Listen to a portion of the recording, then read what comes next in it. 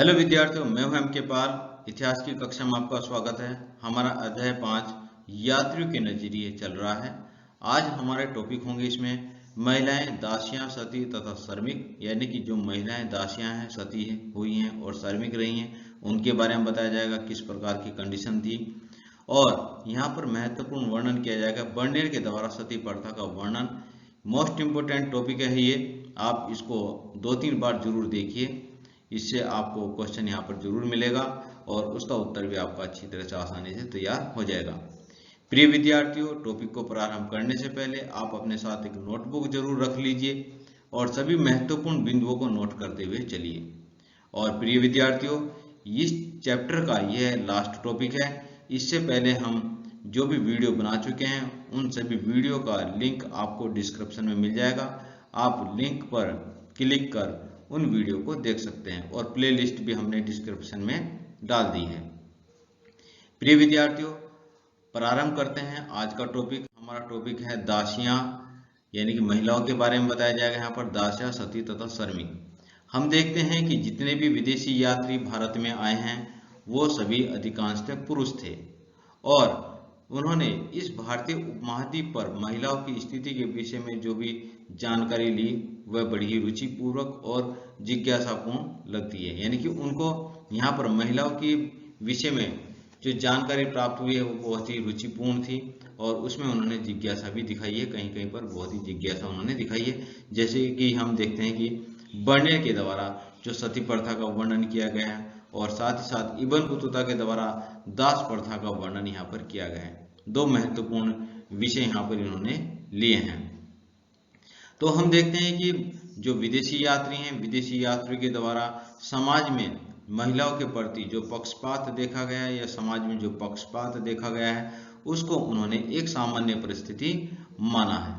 वह उसको सामान्य परिस्थिति मान लेते थे क्योंकि वह पूरे उपमहाद्वीप में जितने भी जिस जगह भी गए सभी जगह वो चीजें यहाँ पर दिखाई देती थी और लोग अधिकांश तो उन चीजों को परंपराएं मान लेते हैं। सबसे बड़ी बात क्या थी यहाँ पर कि उन कुरीतियों को, जो समाज में व्याप्त कुरीतियां थी, दास प्रथा या सती प्रथा या अन्य जो भी चीजें थी, जो कुरीतियां थी, उसको समाज में परंपरा माना गया था। और यह परंपरा, क्योंकि वो विदेशी यात्री थे, उन विदेशी यात्रियों को ये चीजें बहुत ही अटपटी लगती थी, बहुत ही अलग सी चीजें लगती थी।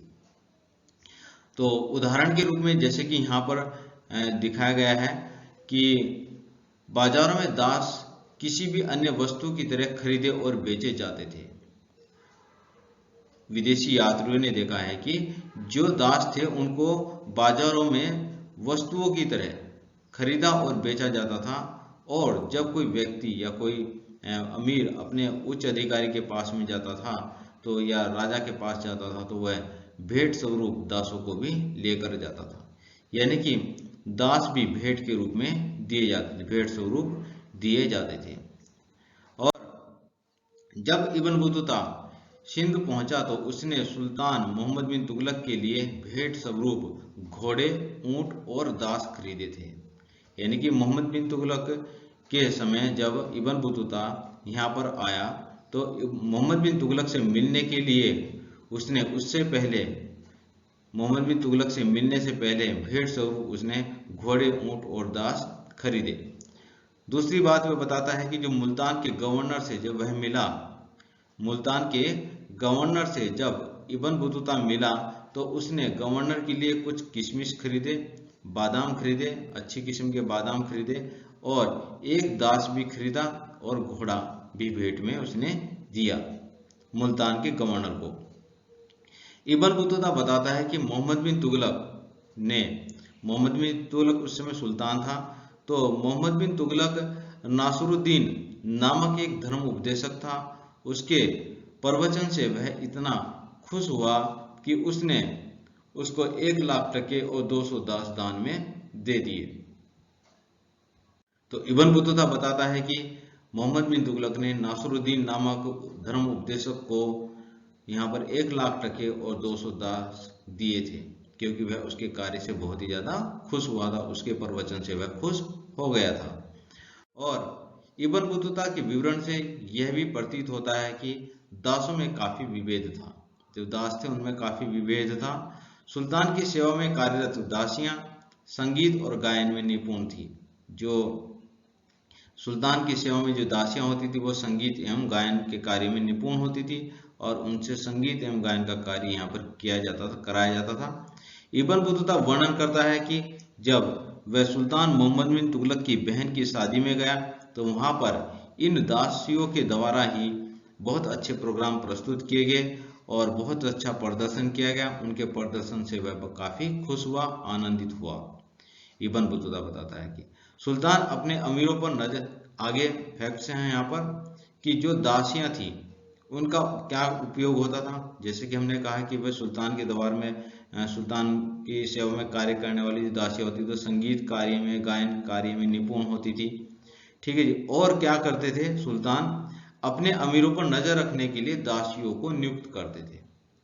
अपने अमीरों पर, जो उनके अमीर होते थे, जो उनके मंत्री होते थे, उन पर नजर रखने के लिए वह दासियों को नियुक्त करते थे और भेंट स्वरूप, जैसे कि कोई अमीर था तो उसको भी भेंट स्वरूप दासियां दे देते थे, या उसके जहां पर वह रहता था उसके राज्य में या उसके जो महल होता था उसके महल में भी कुछ दासियों को नियुक्त कर देते थे ताकि सभी सूचनाओं को वह सुल्तान तक पहुंचाते रहें और सुल्तान के लिए गुप्तचरी करते रहते थे। सारी चीजें बताते थे, कौन व्यक्ति मिलने आया, कौन व्यक्ति कहाँ पर आज अमीर गया, वह कहीं ऐसा तो नहीं है कि सुल्तान के खिलाफ कोई षड्यंत्र रच रहा है। तो उन सब चीजों की जानकारी दासियों के माध्यम से सुल्तान तक पहुंचती रहती थी। तो इस प्रकार से इब्न बतूता बताता है कि सुल्तान अपने अमीरों पर नजर रखने के लिए दासियों को नियुक्त करते थे, यानी कि उनसे गुप्तचरी का कार्य भी कराया जाता था। दासों को सामान्यतः घरेलू कार्यों के लिए उपयोग किया जाता था, इस्तेमाल में लाया जाता था और साथ ही साथ यहाँ पर दासों से कार्य कराया जाता था कि जैसे कि जो पालकी या डोले में जो महिलाएं एवं पुरुषों को ले जाया जाता था, एक स्थान से दूसरे स्थान पर ले जाया जाता था, तो वहां पर जो दास होते थे उनको पालकी ले जाने का कार्य दिया जाता था। जितने भी अमीर लोग होते थे, राज परिवार से संबंधित लोग होते थे, जब वह एक जगह से दूसरी जगह पर जाते थे तो दासों के द्वारा ही उनको ले जाया जाता था, उनके डोले ले जाए जाते थे, उनकी पालकी ले जाई जाती थी। ये दासों का कार्य होता था जो राज परिवार में लगे हुए दास थे। दासों की कीमत विशेष रूप से दासियों की जिनकी आवश्यकता घरेलू श्रम के लिए होती थी वह बहुत कम होती थी। यानी कि यहाँ पर बताया गया ऐसे दास जिनको घरेलू कार्यों में लगाया जाता था उनकी कीमत कम होती थी। अधिकांशतः जैसे महिलाओं के बारे में कि जो महिलाएं घरेलू कार्य में लगी होती थी, दासियां लगी होती थी, उनकी कीमत कम होती थी। और एक चीज था यहाँ पर, जितने अमीर होते थे, राज परिवार से जुड़े हुए जो लोग होते थे, अधिकांश परिवार उन्हें रख पाने में समर्थ थे।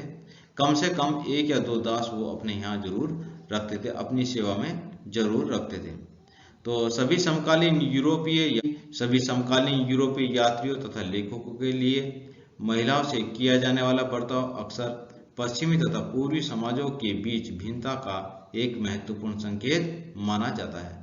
कहने का अभिप्राय यह है कि जितने भी विदेशी यात्री यहाँ पर आए हैं उन सभी विदेशी यात्रियों ने अपने लेखकों में महिलाओं से, यानी कि जो भारत में महिलाओं के साथ में जो बर्ताव किया जाता है उसका वर्णन किया है और उसकी तुलना उन्होंने पश्चिमी देशों के साथ में की है। तो इस प्रकार से यहाँ पर दिखाई देता है कि महिलाओं के साथ में किस प्रकार से विभेदपूर्ण बर्ताव किया जाता था। अब हम देखते हैं कि यह बर्नियर यानी कि जो विदेशी यात्री थे उनके लिए कोई आश्चर्य की बात भी नहीं थी। जितने विदेशी यात्री यहाँ पर आए हैं उनके लिए आश्चर्य की बात नहीं थी। जैसे कि बर्नियर ने सती प्रथा को विस्तृत विवरण के लिए चुना और बर्नियर यहाँ पर सती प्रथा के बारे में विस्तृत वर्णन करता है, जो हमारा अगला टॉपिक होगा जिसमें हम बताएंगे आपको कि बर्नियर ने किस प्रकार से सती प्रथा का वर्णन किया है। बर्नियर लिखता है कि कुछ महिलाएं प्रसन्नता से मृत्यु को गले लगा लेती थी और अन्य को मरने के लिए बाध्य किया जाता था। तो यहाँ पर जब वो वर्णन देखता है, सती प्रथा की स्थिति देखता है, क्योंकि समाज में इसको एक परंपरा का रूप दे दिया गया था। ये कुरीति थी, जो सती प्रथा जो एक बुराई थी, इसको समाज में प्रथा का रूप दे दिया गया या एक परंपरा का रूप दे दिया गया। तो ऐसे में क्या होता था कि कुछ महिलाएं तो स्वतः अपना भी इसको यानी कि मृत्यु को अपने गले लगा लेती थी, और कुछ महिलाओं को मरने के लिए बाध्य किया जाता था, उनको साथ में जोर जबरदस्ती कर उनको मरने के लिए कहा जाता था, बाध्य किया जाता था। तो यहाँ पर देखते हैं, अब महिलाओं का जीवन सिर्फ सती प्रथा तक ही सीमित नहीं था। हम देखते हैं कि जो वह महिलाएं थी उनका जीवन सिर्फ सती प्रथा तक ही नहीं है, उसके अलावा अन्य चीजों के चारों ओर भी घूमता था। यानी कि महिलाओं से हम जैसे कि जो विदेशी यात्री यहाँ पर आए हैं तो उन्होंने विस्तृत रूप से वर्णन किया है सती प्रथा का, दास प्रथा का, लेकिन सती प्रथा और दास प्रथा तक ही महिलाओं का जीवन सीमित नहीं था। यहाँ पर हम देखते हैं कि जो महिलाएं थी वो श्रम कार्यों में भी लगी हुई थी, कृषि कार्यों में लगी हुई थी, और उत्पादन के क्षेत्र में जो भी उत्पादन कार्य होते थे, उत्पादन किया जाता था, वस्तुओं का निर्माण किया जाता था, कुटीर जो छोटे छोटे घर में घरेलू कार्यों से कुछ उत्पादन किए जाते थे उसमें भी महिलाएं संलग्न होती थी। जैसे विभिन्न प्रकार की चीजें बनाना, कपड़ों के ऊपर कढ़ाई करना, चटाई बनाना, इस तरह के जो कार्य होते थे, घरेलू दस्तकारी के जो काम होते थे उसमें महिलाएं जुड़ी होती थी, वह भी कार्य करती थी। साथ ही साथ यहाँ पर देखा गया है कि जो महिलाएं व्यापारिक परिवारों से जुड़ी होती थी तो वह महिलाएं भी व्यापारिक गतिविधियों से जुड़ी होती थी, व्यापारिक गतिविधियों में वह हिस्सा लेती थी। यहाँ पर यह भी देखा गया है कि जो महिलाएं कभी कभी महिलाएं वाणिज्यिक विवादों को अदालत के सामने ले जाती थी। यानी कि ऐसा भी देखा गया है कि जो महिलाएं विवादों को अदालत में ले जाने से भी नहीं चूकती थी, यानी कि वाणिज्यिक विवादों को अदालत के सामने भी ले जाती थी। तो महिलाएं इसके लिए भी सक्षम थी यहाँ पर। तो अभी तक जो हमने देखा यहाँ पर विदेशी यात्रियों के द्वारा किस प्रकार से महिलाओं के बारे में वर्णन किया है। यहाँ पर महिलाएं थी जो दासियां थी उनके बारे में वर्णन किया है, जो श्रमिक थी महिलाएं उनके बारे में वर्णन किया है कि वे महिलाएं जो है कृषि कार्य करती थी, खेतों में कार्य करती थी, और बिल्कुल बराबर की सहभागिता पुरुषों के साथ में कृषि कार्यों में महिलाओं की भागीदारी यहाँ पर दिखाई देती है।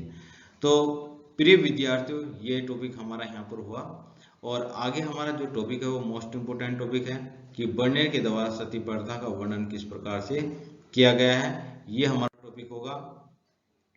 मोस्ट इम्पोर्टेंट है, ये अनेक बार आपकी बोर्ड की परीक्षा में पूछा गया है। तो बर्नियर के वृत्तांत आप देखते हैं कि अब बर्नियर के वृत्तांत सबसे मार्मिक विवरणों में से एक है सती प्रथा, सती बालिका। सती बालिका वाला वर्णन जो है वो बहुत ही मार्मिक विवरण यहाँ पर दिखाई देता है। तो बर्नियर वर्णन करता है कि जिस समय वह लाहौर में था तो उसने बहुत सुंदर अल्पवयस्क विधवा जिसकी आयु वह मानता है लगभग 12 वर्ष रही होगी की बलि होते हुए उसने देखा। बर्नियर वर्णन करता है कि जिस समय वह लाहौर में था तो उस समय एक बहुत ही सुंदर अल्पवयस्क लड़की जिसकी आयु लगभग 12 वर्ष की रही होगी उसको उसने बलि होते हुए देखा। उस भयानक नरक की ओर जाते हुए असहाय छोटी बच्ची जीवित से अधिक मर्त प्रतीत हो रही थी। यानी कि यहाँ पर वह उस बालिका का वर्णन कर रहा है, उस लड़की का वर्णन कर रहा है कि जिस समय उस लड़की को उस भयानक स्थल की ओर ले जाया जा रहा था जहाँ पर उसको सती होना था, तो उसकी ओर चलते हुए वो बेचारी जो लड़की थी वो जीवित से अधिक मर्त प्रतीत हो रही थी, असहाय थी, वो कुछ भी नहीं कर सकती थी। उसके मस्तिष्क की व्यथा का वर्णन नहीं किया जा सकता कि उसके मस्तिष्क में उस समय क्या चल रहा होगा। वह कांप रही थी, बुरी तरह से वह रो रही थी, और उसकी स्थिति बहुत ही भयंकर थी, बहुत ही खराब थी। और उसको 3-4 ब्राह्मण, एक बूढ़ी औरत आस्तीन में नीचे दबाए हुए और अनिच्छुक, यानी कि उसकी इच्छा उस ओर नहीं थी, जबरदस्ती ले जा रहे थे। अनिच्छुक पीड़िता को जबरन घातक स्थल की ओर ले जा रहे थे और उसको ले जा करके लकड़ियों पर बैठा दिया, यानी कि चिता पर बैठा दिया। तो यह सब वर्णन बर्नियर करता है यहाँ पर। उसके हाथ और पैर बांध दिए। अब क्या है कि उस लड़की के हाथ और पैर बांध दिए ताकि वह उस स्थान से उन लकड़ियों से उठ करके भाग न सके। इस स्थिति में उस मासूम प्राणी को जिंदा जला दिया गया। इस स्थिति में उस मासूम लड़की को जिंदा जला दिया गया। और बर्नियर कहता है कि मैं अपनी भावनाओं को दबाने के और उसके कोलाहलपूर्ण तथा व्यर्थ के क्रोध को बाहर आने से रोकने में असमर्थ था। यानी कि वहां पर वह चाह करके भी कुछ नहीं कर पाया, जबकि वह इन चीजों को देखना पसंद नहीं करता था, वह अन्याय को देखना पसंद नहीं कर रहा था। तो इस प्रकार से बर्नियर कहता है कि मैं अपनी भावनाओं को दबाने के और उसके कोलाहलपूर्ण तथा व्यर्थ के क्रोध को बाहर आने से रोकने में असमर्थ था। वह उस समय कुछ भी नहीं कर सकता था। तो प्रिय विद्यार्थियों, यहाँ पर बर्नियर के द्वारा सती बालिका का वर्णन किया है। ये मोस्ट इंपोर्टेंट है, आप इसको 2-3 बार जरूर देखिए, आपको याद हो जाएगा। और सभी महत्वपूर्ण बिंदुओं को नोट किया होगा आपने, उनको भी आप दोहराइए, उसके की पॉइंट्स को दोहराइए आप। इस तरह से आपके ये सब तैयार हो जाएगा। प्रिय विद्यार्थियों, यदि अभी तक आपने हमारे चैनल को सब्सक्राइब नहीं किया तो चैनल को सब्सक्राइब कर लीजिए। नीचे जो बेल नोटिफिकेशन है आप उसको भी दबा दीजिए, उसमें ऑल नोटिफिकेशन को दबाइए। साथ ही साथ लाइक करने वाला जो अंगूठा है उसको भी आप टच कर दीजिए। और इसी प्रकार से आप हमारे साथ जुड़े रहिए, वीडियो को आप देखते रहिए। और अन्य जितने भी हमारे टॉपिक से संबंधित है, इतिहास से संबंधित, जर्नल स्टडी से संबंधित और भी वीडियो हम आपके लिए बनाते रहेंगे। धन्यवाद।